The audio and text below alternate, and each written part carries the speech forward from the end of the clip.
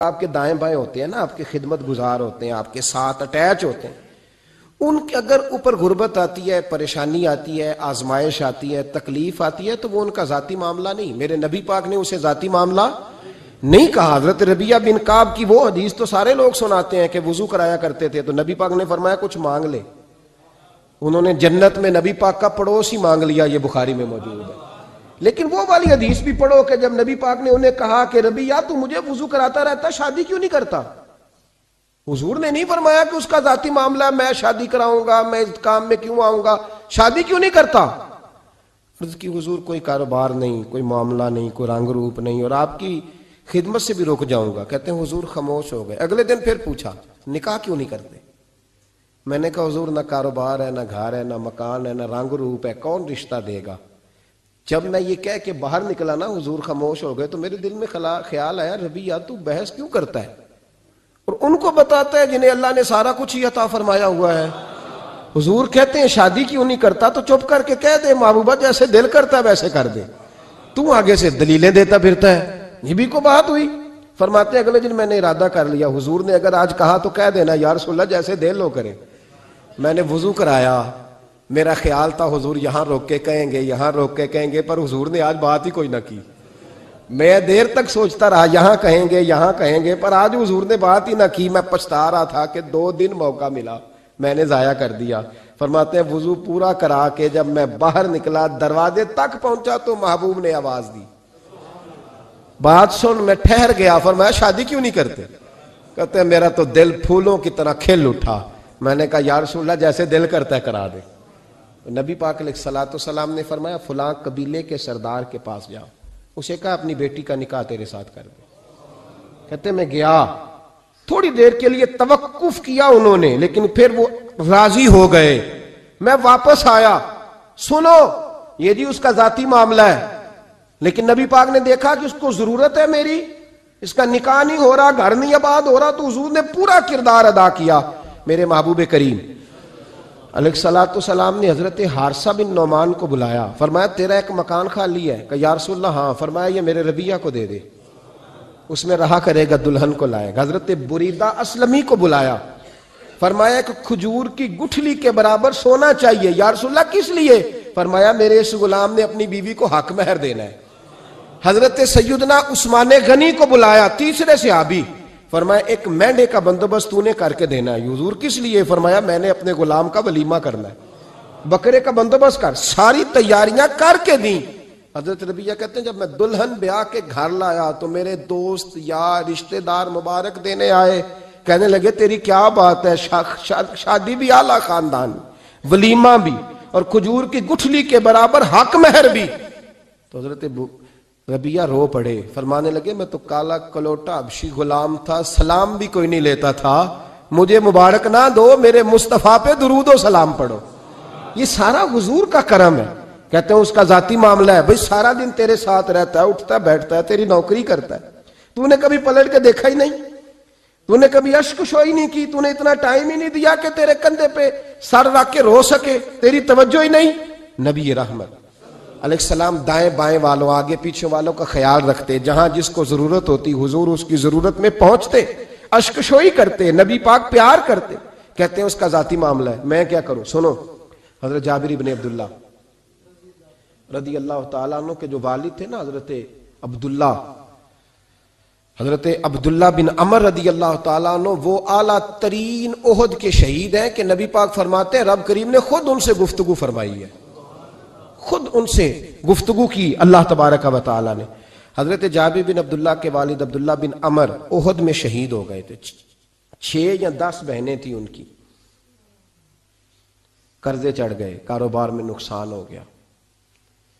ضروری نہیں کہ کوئی آدمی دھوکے بازی ہو تو وہ مقروض ہوتا ہے، یہ ضروری نہیں. تلک الایام نداولھا بین الناس، اللہ لوگوں کے دن پھیرتا ہے، حالات تبدیل کرتا ہے. اب صحابی پہ کچھ شک کر سکتا ہے؟ لیکن حضرت جابر کہتے ہیں اتنا قرضہ چڑھ گیا کہ ایک ایک بال میرا قرضے میں ڈوب گیا. قرضے بڑے دینے تھے، مقروض آتے، تنگ کرتے. خود نبی کریم علیہ السلام نے فرمایا ہے کہ جو مقروض ہوتا ہے وہ قیدی ہوتا ہے، جب تک قرض دے نہیں لیتا اتنی دیر تک وہ آزاد نہیں ہوتا. حضرت جابر ابن عبداللہ کہتے ہیں میرے باغ میں کھجوریں پکی تھیں. یہ بخاری میں بھی ہے، کنز العمال میں بھی ہے، ابن کثیر میں بھی ہے، امام حلبی نے سیرت حلبیہ میں بھی لکھا ہے، 20 درجنوں کتابوں میں آپ کو روایت ملے گی. فرمانے لگے کھجوریں جب میری پک کے تیار ہو رہی تھیں تو مقروض جب پیسے لینے آتے تو میں کہتا قرضے یہ کھجوریں پکتی ہیں تو دیتا ہوں. یہ ہم پنجاب کے لوگ کیا کہا کرتے تھے؟ ہاڑی سونی جی، یہاں چاول کی فصل پہ، یہاں گندم کے. ہم نے تو کپڑے لیے ہوتے تھے ادھار دکانوں سے کہ فصل پکتی ہے تو پھر دے دیتے ہیں، کہا کھجوریں پکتی ہیں تو دیتا ہوں. فرماتے پتہ مجھے بھی تھا کھجوریں زیادہ تھوڑی ہیں اور جن کے پیسے دینے ہیں وہ پیسے. فرماتے ہیں کھجوریں پک گئیں، اتاری تو یہ تو 11 گنا بھی اور ہوں تب بھی قرضہ نہیں اترتا. کہتے ہیں میں نے دوستوں سے، یاروں سے، رشتہ داروں سے، وہ جو کہتے ہیں نہیں کوئی حکم ہوا تو بتانا، پھر جس دن بندہ حکم بتاتا ہے اس دن کہتے ہیں آج سویرے ہی بچہ پیسے لے گیا ہے. یہ تو 2 گھنٹے پہلے بتاتا تو تیرا کام. ہنس رہے ہیں آپ بیچ بیچ میں سے، 2 گھنٹے بعد لیٹ ہیں آپ، بلکہ کئی تو پونے گھنٹے کا ٹائم دیتے ہیں. کہتے ہیں پونا گھنٹہ پہلے تو آ جاتا تو تیرا کام بس. اور جب بھی آپ فون کرو سے اگلی دفعہ کریں تو پھر شاید آدھے گھنٹے کا ٹائم دے دیں کہ آدھا گھنٹہ ہو گیا تو لیٹ ہو گیا، ورنہ کام بالکل تیار تھا. اور ہمارے زمانے میں تو دوستی قائم رکھنی ہے تو صرف اس سے رہ سکتی ہے جسے آپ کام نہ بتائیں. حالانکہ اس دوست کا کیا مطلب؟ دنیا تے جو کام نہ آیا اوکھے سوکھے ویلے، اس بے فیضے سنگی کو لو بہتر یار اکیلے. کیا مطلب ہے؟ کام بتایا تو رفو چکر ہو گیا. مانا کیا ہوا اس بات کا؟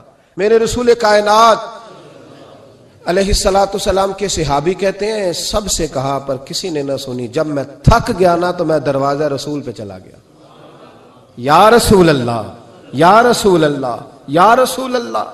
حضور قرضے زیادہ ہیں، کھجوریں کم ہیں، یہودیوں کے پیسے ہیں وہ مانتے نہیں. نبی پاک نے فرمایا ان سے کہو تھوڑے تھوڑے لے لیں باقی پھر دے. حضور نہیں مانتے. حضور کہہ سکتے تھے سلمان جاؤ بات کر کے آؤ، جاؤ بلال، صہیب جاؤ. کون جاتا ہے مقروضوں کی سفارش کرنے؟ کہتا ہے بھائی میں نہیں بیچ میں آؤں گا، اتنے پیسے اوہ میں اپنے موبائل فون بند کر جاتے کوئی پوچھے نہ. لیکن نبی کریم علیہ السلام نے فرمایا سنو، خود رسول پاک نے، خود نبی پاک نے، حضور نے فرمایا چل میں تیرے ساتھ چلتا ہوں، چل میں تیرے ساتھ چلتا ہوں. مقروض کے ساتھ، امیر کے ساتھ نہیں، اس کے ساتھ نہیں جس نے پیسے لینے ہیں، بلکہ حضور مقروض کے ساتھ، گرے ہوئے کے ساتھ چلے. چل میں چلتا ہوں. یہودی تک گئے، فرمایا کچھ لے لے، یہ بیچارہ دھوکے باز نہیں الجھ گیا ہے غربت، کچھ لے لے باقی پھر دے دیں گے. کہنے لگا سارے ہی لینے ہیں. جب اس نے بات نہ مانی تو پھر یہ اللہ کے رسول ہے نا. اعلیٰ حضرت فرماتے ہیں میرے کریم سے گر قطرہ کسی نے مانگا دریا بہا دیے، دربے بہا دیے. یہ دربے کیا ہوتے ہیں؟ یہ مجھے پوچھا تھوڑے دن پہلے ایک شخص نے. آپ سنتے رہتے ہیں نا شعر، آپ تو ترجمہ پوچھتے ہی نہیں نا. کبھی پوچھ لیا کریں کہ اس کا معنی کیا ہے، کبھی پرچی لکھ لیا کریں تاکہ کوئی جب آپ سے پوچھے تو یہ دربے کیا ہے. لفظ دربے ہے ہی نہیں اصل میں. اعلیٰ حضرت کو پڑھتے نہیں نا لوگ تو انہیں پتہ ہی نہیں وہ بات کتنی اعلیٰ. یہ لفظ دربے نہیں ہے. اعلیٰ حضرت کہتے ہیں میرے کریم سے گر قطرہ کسی نے مانگا دریا بہا دیے ہیں، در بے بہا دیے ہیں. در علیحدہ ہے اور بے بہا. در کہتے ہیں ہیرے کو، ایک معنی ہیرا ہے. در بے بہا، بے بہا کی تو سمجھ آتی ہے نا. در بے بہا دیے ہیں یعنی ہیرے بے بہا دیے ہیں اسے. اب سمجھ آئیے بات کی. دریا بہا دیے ہیں، در بے بہا دیے ہیں، یہ معنی ہے شعر کا. تو جب وہ نانا مانا یہودی تو نبی کریم علیہ السلام فرمانے لگے نہیں تو پھر پورے ہی لینے ہیں. کہنے لگا جی پورے ہی لینے. حضور فرمانے لگے کل آ جانا سارے دے دیں گے، پورے پیسے تیرے ملیں گے تو آ جانا. حضرت جابر ابن عبداللہ کو حضور نے فرمایا کھجوریں اتار کے نا تو اپنے باغ میں ڈھیر لگا اور میں آیا. حضرت عمر حدیث کے راوی ہیں، فرماتے ہیں بس رسول پاک چل پڑے. حضور نے کندھے پہ رومال رکھا، حضور چل پڑے. کوئی چٹائی نہیں بچھائی، حضرت جابر کہتے ہیں کوئی صوفہ نہیں رکھا، کوئی پھولوں کے ہار نہیں. حضور آئے، 2-3 چکر میرے باغ کے لگائے اور کھجوروں کے ڈھیر کے پاس بیٹھ گئے. فرمایا بلا جس کے پیسے دینے، بلا، اب تنگی یہ داماں پہ نہ جا اور بھی کچھ مانگ. بلا، فرماتے بندے کو بلایا. حضور نے فرمایا کتنے پیسے؟ حضور اتنے درہم دینار ہے. فرمایا کھجوریں تولتا جا اور دیتا جا. فرماتے ہیں میں دیتا گیا. میں نے کہا حضور اس کے پیسے پورے ہو گئے. حضور مسکرا کے فرمانے لگے چل 4-5 کلو کھجوریں اضافی دے دے، کوئی عرض نہیں. کہتے ہیں وہ بھی دے دی. حضور نے فرمایا بلا دوسرے کو. فرمایا اس کو بھی بلایا, تولتا گیا, دیتا گیا, حضور پورے ہو گئے. نبی کریم علیہ الصلوۃ والسلام نے فرمایا چل 4-5 کلو کھجوریں زیادہ دے دے. کہتے ہیں قرضے بھی دے دیے, 5-5 کلو کھجوریں بھی زیادہ دے دی. محبوب اٹھے, کچی زمین پہ بیٹھے تھے. حضور نے لباس مبارک کو جھاڑا, رومال کندھے پہ رکھا. فرمایا میں مسجد جا رہا ہوں, وہاں آ کے مجھے خبر دینا, وہاں آ کے مجھے بتلانا کہ جب میں آیا تھا تب کھجوریں زیادہ تھی کہ جب واپس گیا ہوں تب زیادہ ہے. وہاں مجھے آ کے اطلاع دینی ہے, بتانا ہے مجھے. وہاں آ کے میں جا رہا ہوں, مجھے بتانا ذرا وہاں آ کے. حضرت جابر ابن عبداللہ کہتے ہیں میں نے کھجوریں تولی, میں تھک گیا. میں تھک گیا, ڈھیر تو چھوٹا تھا پر وزن ہی بڑا نکلا. کہتے ہیں میں تھک گیا, جتنی دی تھی نا اس سے زیادہ تول کے باقی پڑی رہنے دی. میں مسجد میں گیا, ذرا لفظ سننا حدیث کے. کہتے ہیں مسجد میں گیا, جا کے عرض کی یا رسول اللہ میں تول آیا ہوں. جب آپ آئے تھے تھوڑی تھی, اور جب واپس آئے ہیں تو کئی گنا بڑھ گئی ہیں. حضور نے پتہ کیا فرمایا؟ فرمایا یہ بات نا جو تو نے مجھے بتائی ہے, یہ بات ذرا میرے عمر فاروق کو بھی بتا. عمر بڑا راضی ہوگا. عمر کو بھی بتلا یہ بات. گویا نبی پاک کے معجزات کی, فضائل کی, شمائل کی باتیں جب بتائی جاتی تھیں صحابہ کے دل ٹھنڈے ہوتے تھے. عمر کو بھی بتا, عمر راضی ہوں گے. جناب جابر ابن عبداللہ رضی اللہ تعالیٰ عنہ فرماتے میں حضرت عمر کے پاس گیا, میں نے کہا عمر میری یہ رائے تھی کہ جتنی میری کھجوریں ہیں 11 گنا اور بھی اتنی ہوں تو پھر بھی قرضہ نہیں اترتا, لیکن سارے قرضے بھی اترے, 5-5 کلو کھجوریں بھی زیادہ دے دی اور پہلے سے زیادہ کھجوریں پڑی ہیں. تو کہتے ہیں حضرت عمر کی آنکھیں روشن ہو گئی, چہرہ مسکرانے لگا, کہنے لگا تو اب بتا رہا ہے نا, اب واپس آ کے رزلٹ سنا رہا ہے, تو صحابہ سے پوچھ لے جب نبی کریم گئے تھے تو میں نے اسی وقت کہا تھا. حضور کے جاتے ہی میں نے کہا تھا اب دیکھنا رب کریم جابر بن عبداللہ پر ساری ہی رحمت نازل فرما دے, اللہ ہر قسم کا کرم فرمائے گا, خیر ہی خیر ہو جائے گی. دیکھ لے میں نے پہلے بتلا دیا. میرے نبی پاک سلام چھوٹی چھوٹی باتوں کا خیال رکھ, چھوٹی چھوٹی چیزوں پر توجہ دیتے, خیال کرتے کس کو کس وقت کس چیز کی کہاں حاجت ہے, اس کی وہ حاجت پوری کی جاتی, اس کا دھیان رکھا جاتا. حضرت جابر خود فرماتے, یہ مسلم کے لفظ ہے, فرماتے ایک دفعہ میں حضور کے ساتھ جہاد پہ گیا تھا, میرا اونٹ کمزور تھا, میں پیچھے رہ گیا. ہمارے یہاں شرط لگتی ہے نا, اللہ تعالیٰ خیر فرمائے, ایک بھائی گاڑی خریدتا ہے پھر دوسرا چاہے زیور بیچے اس نے بھی خریدنی ہوتی ہے, ورنہ گھر میں گھسنے کی اجازت نہیں ملتی. بہت سارے خرچے, یہ جو جوائنٹ فیملی سسٹم ہے نا, اکٹھے جو ہاں بھائی رہتے ہیں 3 4 5 6, اس کے بہت سارے خرچے ضد کی وجہ سے بڑھ جاتے ہیں. اس نے کیا ہے تو لہذا میں نے بھی, ہوتا ہے نا جی ایسے. تو پھر اس ضد میں کوئی پیچھے پلٹ کے نہیں دیکھتا کہ چلو جو پیچھے رہ گیا اس کا بھی ہاتھ پکڑے ساتھ آ جائے, دوڑتے رہتے ہیں. اس میں بیچارے کئی تھک جاتے ہیں, کئیوں کے پیر دوڑ دوڑ کے سوج جاتے ہیں, بڑے مسئلے بنتے ہیں, لیکن پیچھے پلٹنے کو کوئی تیار ہے؟ اس دوڑ نے ہمیں تھکا کے رکھ دیا. مسلم میں ہے, جناب جابر ابن عبداللہ کہتے ہیں حضور کے ساتھ میں جہاد پہ گیا, واپس آ رہا تھا, میرا اونٹ کمزور تھا, بوڑھا تھا, بیمار تھا, سب لوگ آگے گزر گئے, میں پیچھے رہ گیا. کچھ میں پریشان رہتا تھا غربت سے,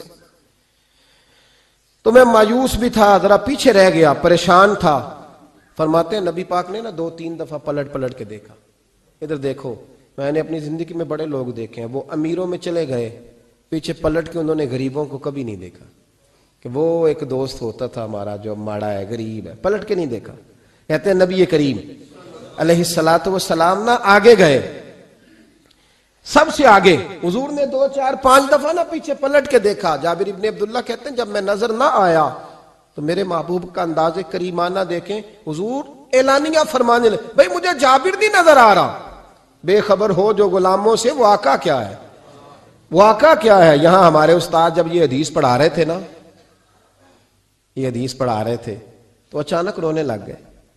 میں نے کہا حضور کیا ہوا, رو کیوں پڑے؟ تو کہنے لگے یار سوچتا ہوں جو محبوب جہاد سے واپسی پر اپنے غلاموں کو نہیں بھولے وہ میدان محشر میں کیسے بھول جائے گی. وہ وہاں بھی پوچھیں گے فلانا کدھر گیا, فلانا کدھر گیا, ایک ایک کا نام لیں گے. حضور نام لیں گے, ہماری موج بن جائے گی. نبی کریم نے پلٹ کر کے دیکھا, جابر نہیں نظر آ رہے. حضور ان کا اونٹ کمزور ہے, پیچھے رہ گئے. حضور نے یہ نہیں فرمایا کہ ذرا آہستہ کرو ساتھ, یہ نہیں فرمایا, بلکہ نبی پاک نے فرمایا تم چلو. قافلہ چلتا رہا, حضور نے گھوڑا پیچھے کی طرف موڑا, سب سے پیچھے آئے. جناب جابر کہتے ہیں پیچھے میرے پاس. اس حکمت کو آپ سمجھیں, حدیث کے ان لفظوں پر آپ غور کریں. ایک کہہ کے کہنا ذرا اس کو میرے پاس لاؤ یہ بات اور ہے، ذرا آہستہ ہو جا، وہ بھی ساتھ مل جائے، لیکن یہ معنی اور ہے کہ غریب جہاں بیٹھا ہے اس کے پاس خود چل کے جانا۔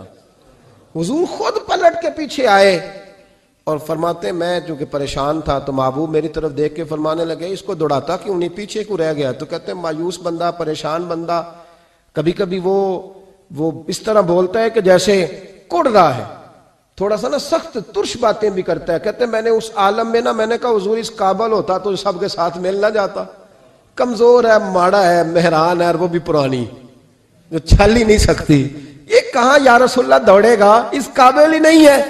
حضور اس قابل ہوتا تو قافلے کے ساتھ نہ ہوتا۔ کہتے ہیں حضور نے میری طرف توجہ فرمائی، میں باتیں کر رہا تھا اپنے اندر کی پریشانی کی تو حضور مسکراتے جا رہے۔ حضور کے ہاتھ میں چھڑی تھی، فرمانے لگے ایسے ہی تو باتیں کر رہا ہے۔ نبی پاک نے اونٹ کی پشت پہ چھڑی لگائی اور فرمایا تو دوڑتا کیوں نہیں؟ بڑے ہلکے سے مسکرا، اوے تو دوڑتا کیوں نہیں؟ تو جناب جابر بن عبداللہ کہتے ہیں جو سب سے پیچھے تھا نا وہ سب سے آگے نکل گیا، وہ دوڑتا گیا دوڑتا۔ فرماتے ہیں میرا چہرہ بھی عجیب سا، لوگ میرے انداز دیکھیں کہ یہ کیسے آگے نکل گئے، کیسے، کبھی نہ سوچ یہ کیسے نکل گیا، بس سمجھ لے آگے وہی نکلا ہے جسے مصطفیٰ کی تھپکی مل گئی ہے۔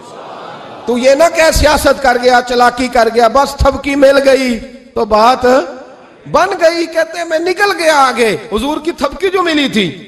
حضرت جابر ابن عبداللہ کہتے ہیں حضور گھوڑا دوڑا کے میرے پاس آئے، خود حضور نے میرا اونٹ تیز کرایا نبی پاک کی برکت سے۔ تو قریب آ کے فرمانے لگے ٹھہر جا یار، ہم بھی تیرے قافلے میں، ہمیں بھی ساتھ لے لے۔ فرماتے اب تو میں رو ہی پڑا کہ خود بھیک دیں، خود ہی کہیں منگتے کا بھلا ہو، ٹھہر جا یار ہمیں بھی ساتھ لے لے۔ جناب جابر ابن عبداللہ رضی اللہ تعالیٰ عنہ فرماتے ہیں کہ جگہ پڑاؤ کیا، رکے، ٹھہرے، کھانے پینے کو، نماز پڑھنے۔ نبی کریم نے مجھے بلایا، میں حاضر ہوا تو کہا یا رسول اللہ حضور حکم۔ تو محبوب فرمانے لگے جابر یار تیرا اونٹ میں نے نرالا ہی دیکھا، بوڑھا ہو کے سب سے آگے نکل جاتا ہے، بیمار ہو کے، کمزور ہو کے۔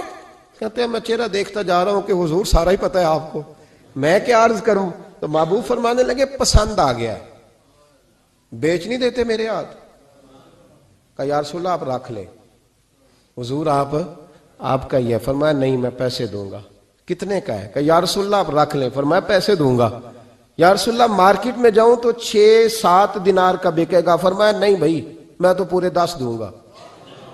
6-7 نہیں، میں تو پورے، حساب سیدھا، 6-7 کا کیا حساب ہوا، 10 پورے کا۔ حضور پھر بندہ نوازی ہے نا، کون بول سکتا ہے؟ حضور نے فرمایا بلال تیرے پاس 10 دینار تھے؟ حضور ہیں۔ فرمایا ان کو دے دو، اونٹ کے پیسے رکھ لو اور مال نہ مدینے جا کے دے دینا۔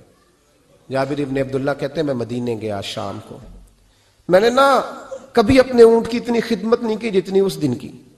میں نے اسے بڑے پیار سے نہلایا، میں نے نئی رسی خرید کے اسے نکیل ڈالی، آج محبوب کی بارگاہ میں لے کے جانا ہے۔ کہتے ہیں تیاری کر کے نا، تیاری پوری تیاری کر کے، تن تندور ہڈاں دا بالن تے اسی ہاواں نال تپایا، کپ کپ مکیاں پیڑے کیتے، عشق پلیتھن لایا، تن دا سالن تے من دی ہانڈی، اتو لون صبر دا پایا، غلام فریدا وے میں ساری تیری، تینوں اجے یقین نہیں آیا۔ کہتے ہیں اسے بڑے پریم سے، بڑی محبت سے سجا کے، سوار کے، نکھار کے، تیار کر کے میں نبی کریم کی بارگاہ میں لے کے گیا۔ ظہر کی نماز پڑھ کے حضور نکلے، میری طرف دیکھا، میں نے کہا حضور پیسے لے لیے تھے، یہ آپ کا سامان ہے، مال ہے؟ کہتے ہیں حضور نے نکیل تھامی، میں واپس پلٹا، بھی گلی کی نکر مڑا نہیں تھا، حضور نے آواز دی جابر ذرا سن تو صحیح۔ کہتے ہیں میں واپس آیا تو حضور مجھ سے باتیں کرنے لگے، فرمانے لگے یہ میرا اونٹ ہے، اسے کمزور اور بوڑھا نہ سمجھنا، کبھی جانوروں میں دوڑا کے دیکھنا سب سے آگے نکل جاتا ہے۔ اور قریب محبوب فرمانے لگے 6-7 دینار کا نہ سمجھنا، میں نے پورے 10 دینار کا خریدا۔ اور پھر حضور پھر مسکرائے، فرمایا جابر تمہیں پتہ ہے تحفہ لینے دینے سے محبت بڑھتی ہے؟ حضور ہاں۔ فرمایا رکھ لو میں تمہیں تحفے میں دینا چاہتا ہوں، رکھ لو میں تحفے میں دینا چاہتا ہوں۔ جناب جابر ابن عبداللہ کہتے ہیں میں واپس لوٹ رہا تھا، رو رہا اور کہہ رہا تھا جیسا نبی اللہ نے مجھے دیا، جیسا رسول اللہ نے، سب سے اولا ہو آلہ ہمارا نبی، سب سے بالا ہو آلہ ہمارا، کون دیتا ہے دینے کو منہ چاہیے، دینے والا ہے سچا ہمارا نبی، غمزدوں کو رضا مجدہ دیجئے کہ ہے بے کسوں کا سہارا ہمارا، نبی کریم سید عالم صلی اللہ علیہ وسلم دائیں بائیں آگے پیچھے خیال رکھتے کس کو کس وقت کس انداز میں کتنی حاجت ہے. حضرت مقداد حضور کے غلام ہیں. وہ کہتے ہیں میں تھا اور میرے ساتھ 2 صحابہ اور تھے. ہمیں بھوک لگ گئی. مدینے میں کچھ قحط کا سما تھا, کئی دنوں سے بارش نہیں ہوئی تھی, فصلیں نہیں پکی تھی. فرماتے ہیں بھوک نے بڑا ستایا. ہمارا یہ طریقہ تھا کہ جب ہمیں شدید بھوک لگتی تھی تو ہم کسی صحابی سے کوئی مسئلہ شرعی مسئلہ دریافت کرتے تھے. یہ اب جا کے ہر قاری صاحب پہ ہر امام صاحب پہ فیٹ نہ کر دینا بات. آپ باتیں سنتے ہیں پھر ترجمے اپنی مرضی کے کرتے ہیں. جا کے ہر مولوی صاحب پہ فیٹ نہ کر دینا. کہتے جب مسئلہ پوچھتے تھے نا کسی صحابی سے تو پہلے روٹی کھلاتا تھا پھر مسئلہ بتاتا تھا.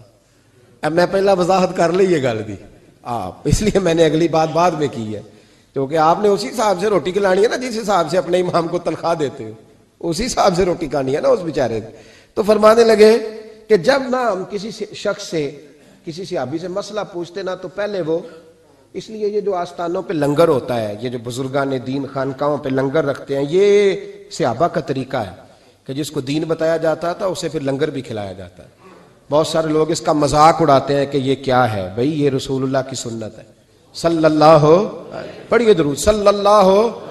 چلے جنہوں نے پہلے نہیں پڑھا وہ بھی شامل ہو جائے, پڑھے صلی اللہ تعالی علیہ وسلم. فرماتے ہیں اس دن بڑی بھوک لگی. 3 دوست تھے ہم, 3 صحابہ تھے. ہم نے حضرت ابو بکر صدیق کو گلی میں کھڑا کر لیا. سب صحابہ کے حالات کچھ نہ کچھ ان دنوں میں نا ٹائٹ تھے, کمزوری تھی, چونکہ فصلیں نہیں تھی, بارشیں نہیں تھے. ابو بکر ایک مسئلہ پوچھنا ہے. کہتے کھڑے کھڑے جناب صدیق اکبر نے کہا پوچھو. پہلے روٹی بھی ساتھ پوچھتے تھے. کہنے لگے چلو پوچھو. کہتے مسئلہ پوچھا اور بتا کے رخصت ہو گئے.